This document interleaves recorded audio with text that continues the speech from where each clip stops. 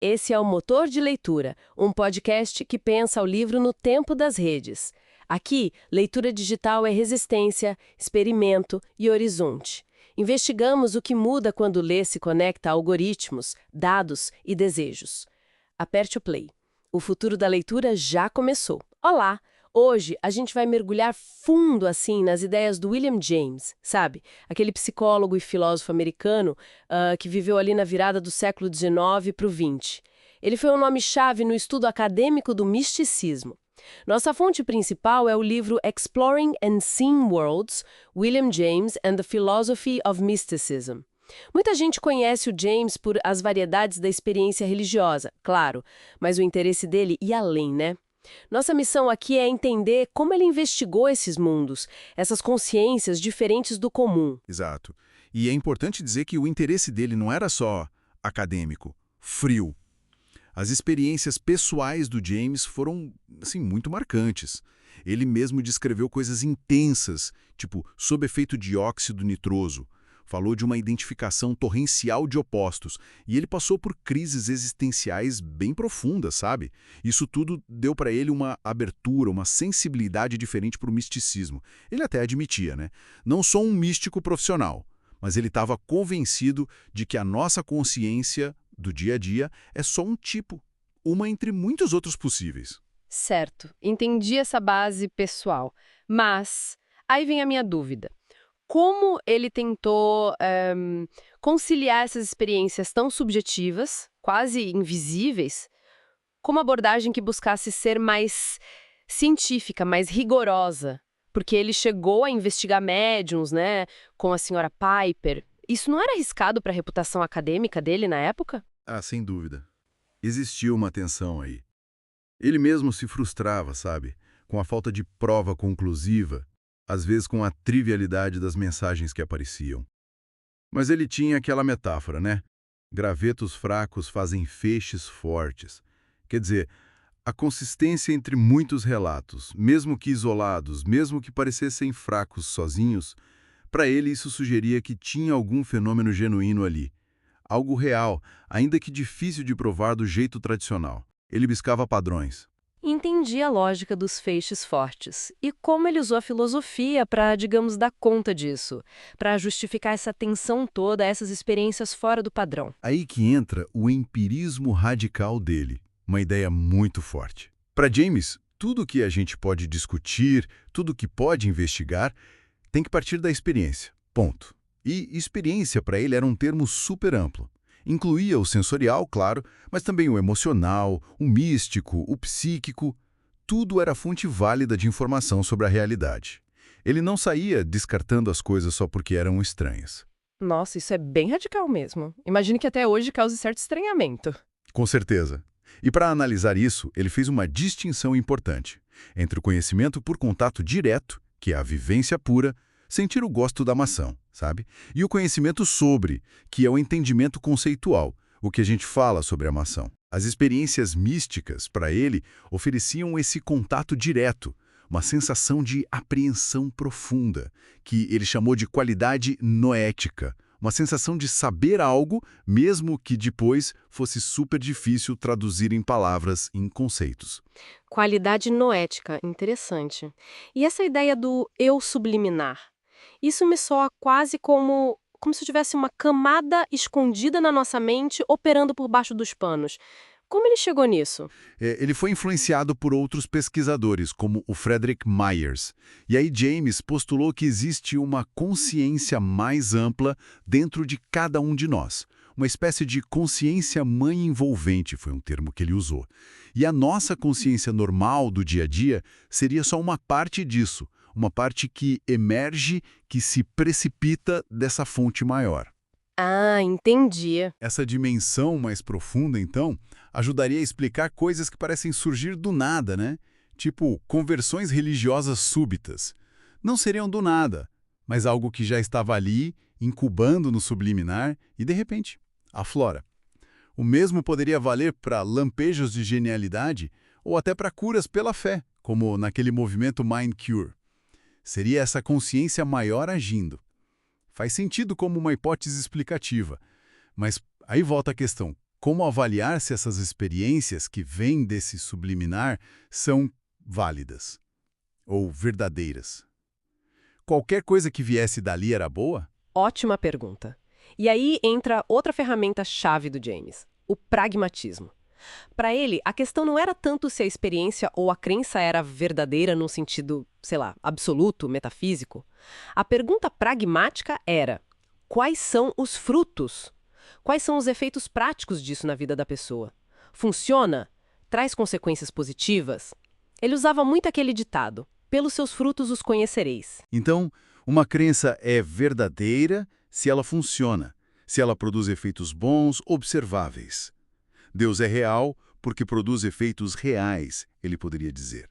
O foco muda totalmente da verdade abstrata para a utilidade na vida concreta. Então, o grande lance do James seria essa abertura para levar a sério a subjetividade, a experiência pessoal, mas sem abrir mão de um critério.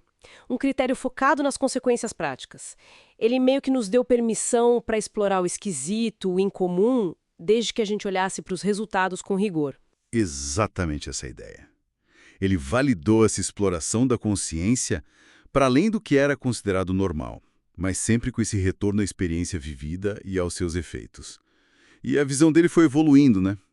Ele chegou a falar em ideias como campos dentro de campos dentro de campos, sugerindo uma realidade super interconectada, multifacetada. É realmente fascinante pensar nessas camadas todas e levanta questões que continuam super atuais, né? O James passou a vida tentando reconciliar coisas que parecem opostas: ciência e religião, a experiência única de cada um e alguma busca por unidade, talvez um Deus mais finito, pessoal, versus um universo mais pluralista, panteísta.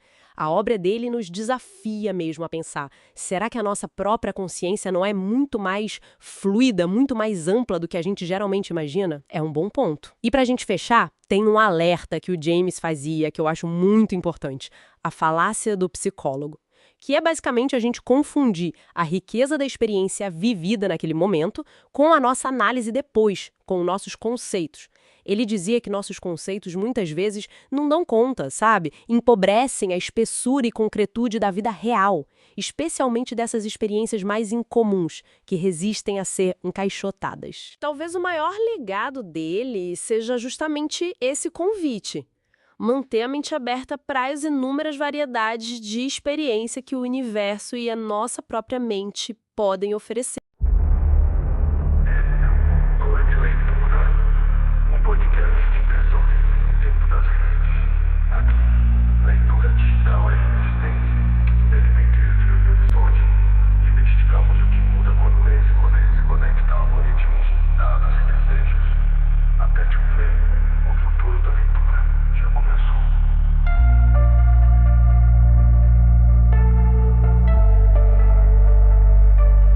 Olá! Hoje a gente vai mergulhar em umas ideias assim bem fascinantes sobre consciência, memória, a própria realidade, tudo pela ótica do filósofo Henri Bergson. A nossa fonte é o livro Living Consciousness, do G. William Barnard. Ele tenta mostrar um lado talvez mais espiritual, né? Meio esquecido do Bergson. A ideia é ver como um pensador lá do início do século XX pode, de repente, oferecer umas perspectivas muito atuais sobre mente, matéria, tempo, fugindo daquela visão mais mecânica de tudo. Vamos investigar isso. O Barnard, ele argumenta que o Bergson foi lido de jeitos diferentes, né? E ele foca justamente nesses pontos que talvez ficaram meio de lado. Tipo, estados não ordinários de consciência, misticismo, para ter uma visão mais completa do filósofo. Certo. Então, para começar, parece que a chave de tudo em Bergson é a tal da duração, a durée.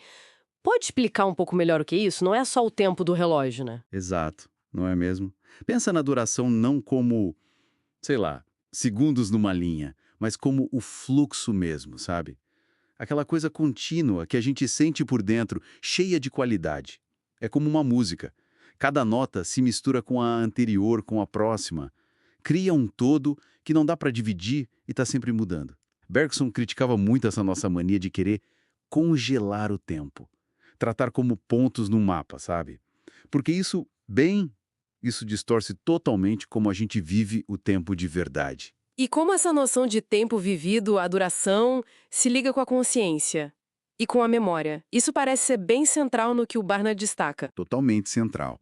Para Bergson, a consciência ela não está presa dentro da cabeça, assim. A percepção pura, no fundo, seria um contato direto com a realidade. E ele via essa realidade como um campo vibrante de imagens, potencialmente consciente. A nossa experiência normal, o que a gente chama de realidade, já é essa percepção pura, só que filtrada, moldada pela nossa memória que está sempre ali atuando. Nesse jeito de ver, o cérebro vira mais um órgão de seleção, sabe? Um filtro que limita a consciência ao que é útil para a gente agir no mundo. Não é ele que cria a consciência. Fascinante isso. O cérebro como filtro.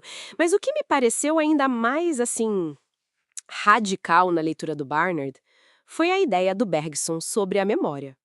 Ele está dizendo que ela não fica guardada no cérebro? Como assim? Pois é, essa talvez é a ideia mais desafiadora mesmo. Bergson sugeriu que a memória pura, sabe? As imagens vivas do nosso passado, elas existem numa dimensão, digamos, não material, fora do cérebro. E essa memória interage o tempo todo com o nosso presente, influenciando como a gente percebe, como a gente age. O Barnard até lembra que essa visão era super radical e, curiosamente, experimentos que vieram depois, tipo os do Carl Lashley, que tentaram achar o lugar físico da memória no cérebro. E não acharam. Exato, falharam em achar um local específico, coisa que o Bergson, de certa forma, já tinha previsto filosoficamente. Ele diferenciava bem a memória e hábito, que é do corpo, automática, tipo andar de bicicleta, dessa memória pura, que é a lembrança viva mesmo. Nossa, isso vira de ponta cabeça um monte de coisa que a gente assume sobre mente, matéria, né? E eu imagino que isso tem implicações gigantescas para a questão do livre-arbítrio contra o determinismo. Com certeza tem. Pensa bem, se cada momento da duração é único porque ele traz junto toda a carga da memória acumulada, então aquela ideia de que as mesmas causas geram os mesmos efeitos, isso não funciona para a consciência. Cada escolha nossa vem dessa totalidade do passado que se lança no presente. É daí que vem o que Bergson chamava de liberdade genuína, do nosso eu profundo. Isso é bem diferente das ações do eu superficial, que age mais por costume, por convenção social, né? É uma contestação direta à visão de mundo-máquina, tipo a de Laplace ou mesmo Descartes. E o curioso é que isso parece conversar com coisas da física mais moderna, que vê a matéria como energia e interconexão. Tipo não localidade quântica, essas coisas. Exatamente, não localidade, o holomovimento do David Bohm.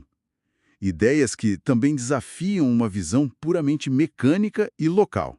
E o Barnard vai além, né? Ele sugere que essa filosofia abre caminho para a gente entender fenômenos que a ciência mais tradicional meio que descarta. Intuição, telepatia, experiências místicas. Isso seria uma consequência dessa visão de consciência não local. Sim, é essa conexão que o Barnard explora. Se a consciência não é só individual, não está só aqui no cérebro, e se a memória tem essa existência independente, então talvez essas experiências que a gente chama de não ordinárias não sejam só, sei lá, delírios ou erros do cérebro. Elas poderiam ser, na verdade, vislumbres dessa realidade maior, interconectada. Acessos a dimensões da consciência que o nosso cérebro-filtro normalmente bloqueia porque não são úteis para a sobrevivência imediata. E práticas como meditação poderiam ajudar a afrouxar esse filtro? Talvez. Rituais também, quem sabe. Tudo isso se conecta com o elan vital, que para Bergson era o impulso criativo fundamental do universo, se manifestando na evolução e na nossa liberdade mais profunda. Então, para a gente amarrar um pouco, a perspectiva que o Barnard tira do Bergson é que a realidade não é só matéria parada, mas um fluxo dinâmico, tudo interligado e, na base, consciente. E a nossa experiência interna, nossa memória, nossa liberdade não seriam acidentes, mas partes fundamentais dessa realidade. Exato. É uma visão que devolve, assim, uma profundidade e um significado para a experiência subjetiva, né? E deixa a gente com uma pergunta para pensar. Se a consciência e a memória realmente vão além do cérebro físico, se elas se misturam, como o Bergson sugere, o que isso quer dizer de verdade para a natureza da intuição? Da criatividade que parece compartilhada às vezes, ou até mesmo para a possibilidade da consciência continuar depois da morte física. São perguntas que o próprio Bergson deixou abertas, mas que, nossa, ressoam muito com essa visão de mundo.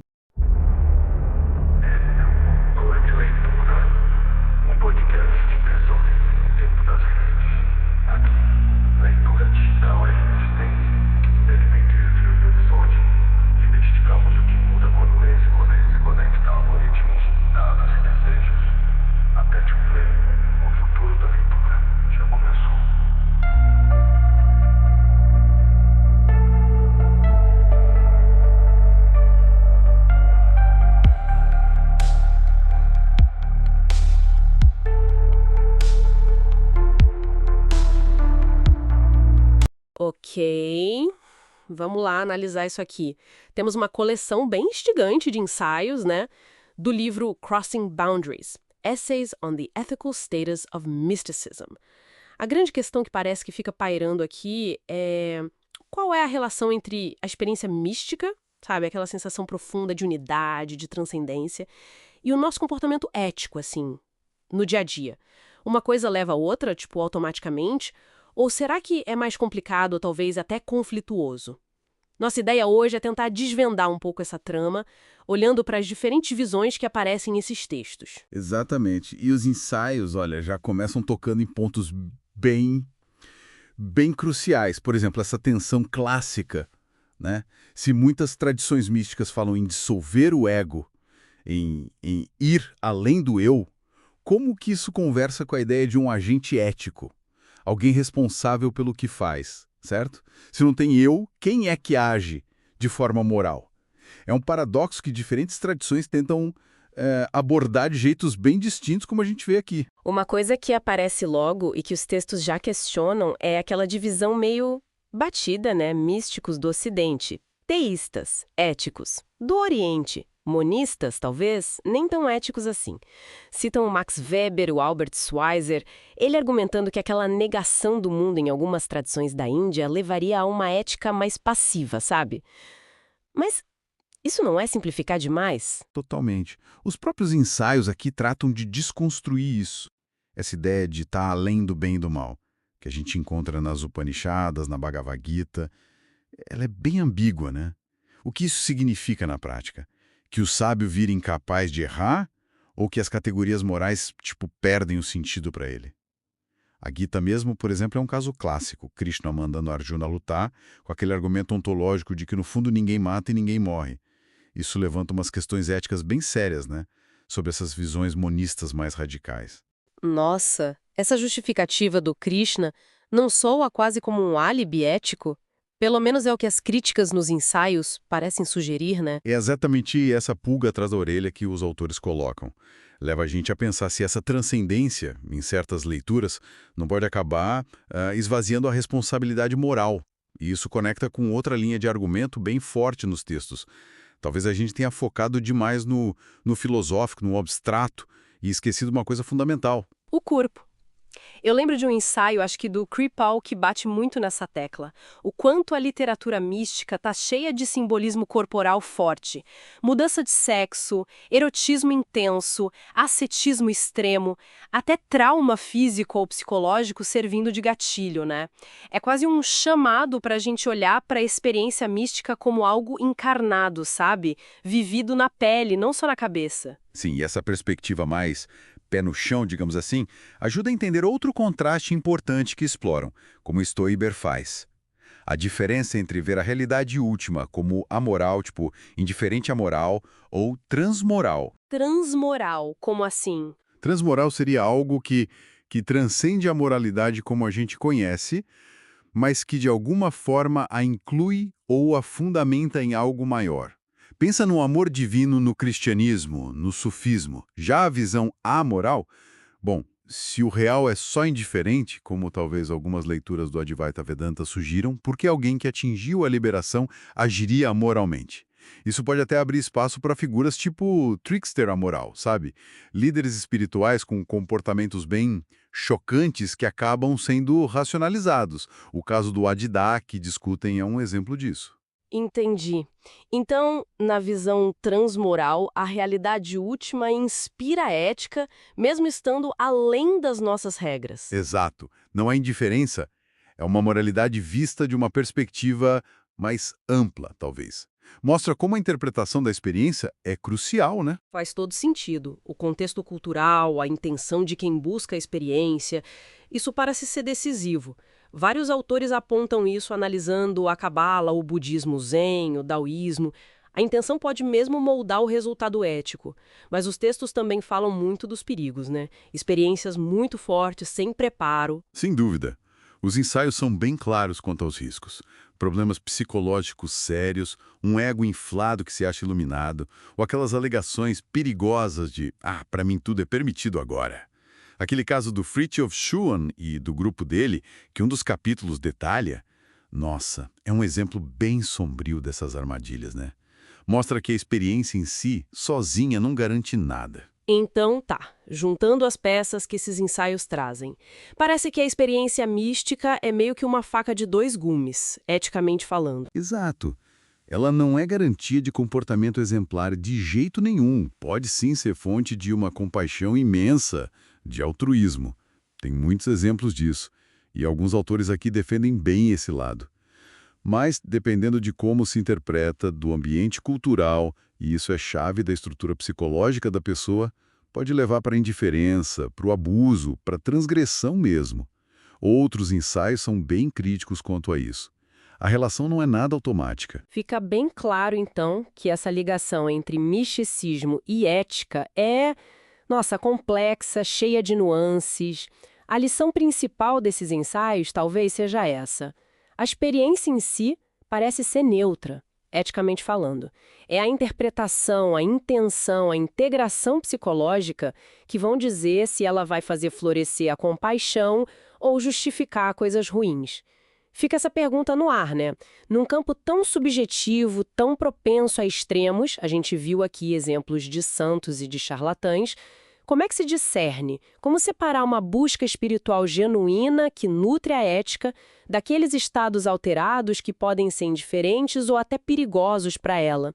Uma questão que com certeza vai muito além só desses textos.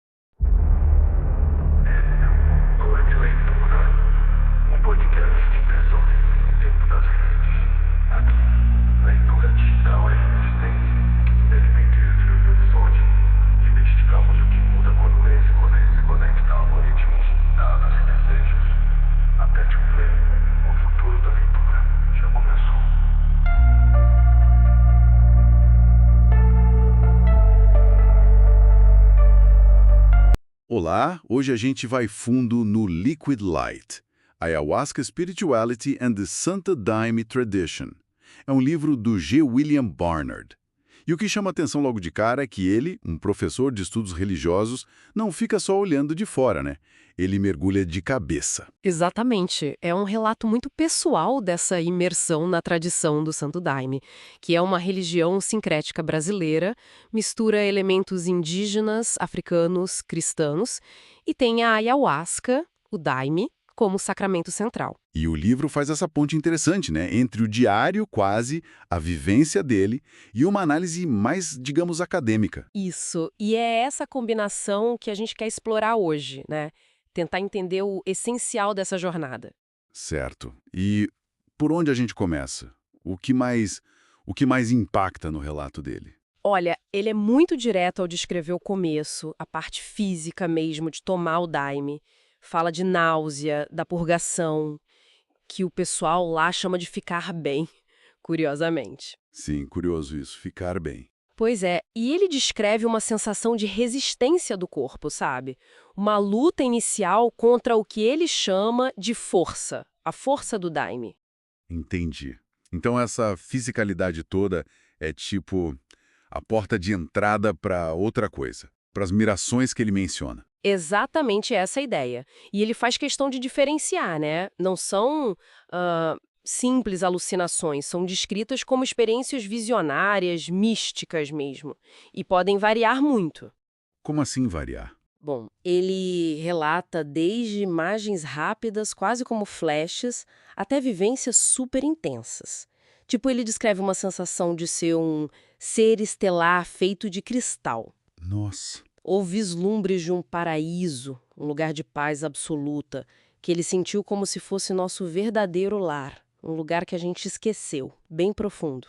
Uau! É outra realidade, praticamente. E ele também fala de mediunidade dentro do Santo Daime, né?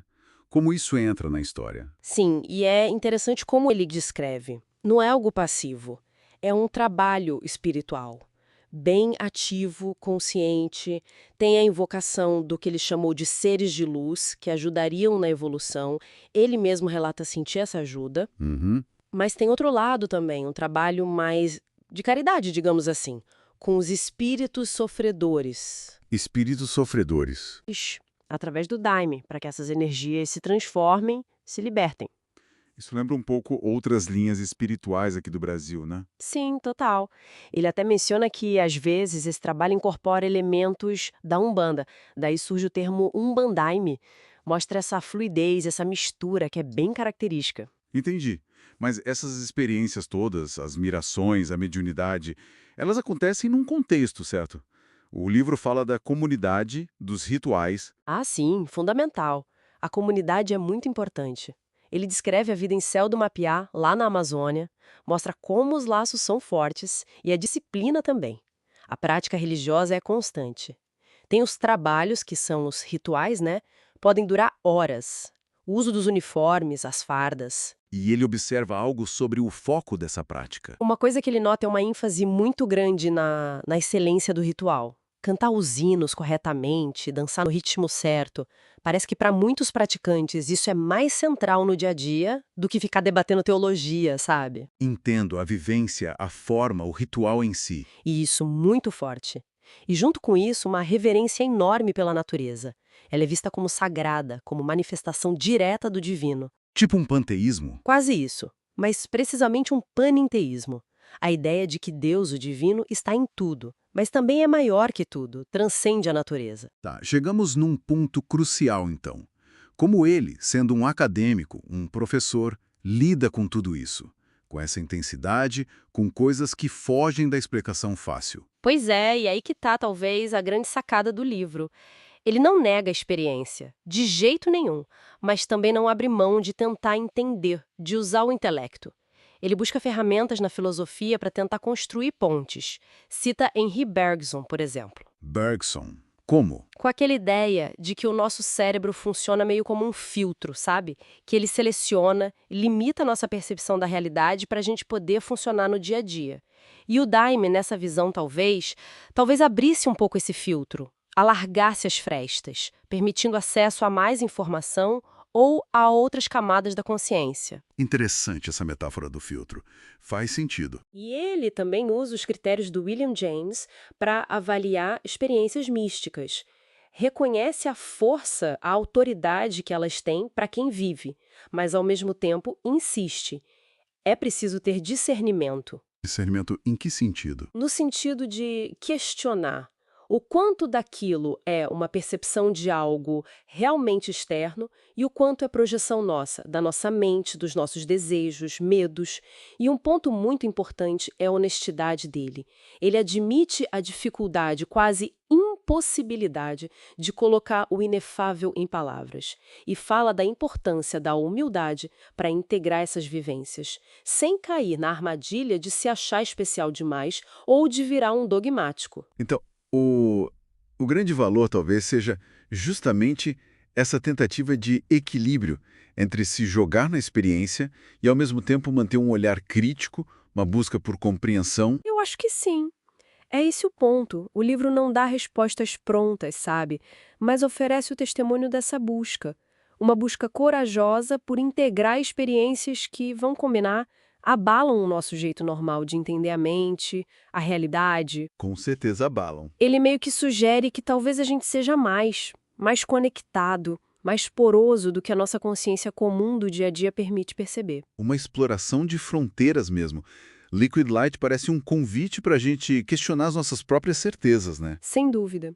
Deixa aquela pulga atrás da orelha. A sensação de que o mapa da consciência humana ainda tem muita área em branco, muito território desconhecido. E fica a pergunta no ar, né? Para quem está ouvindo a gente, será que o nosso jeito usual de pensar a realidade, a consciência, será que ele dá conta mesmo da imensidão que é a experiência humana? especialmente quando a gente se depara com relatos tão diferentes assim.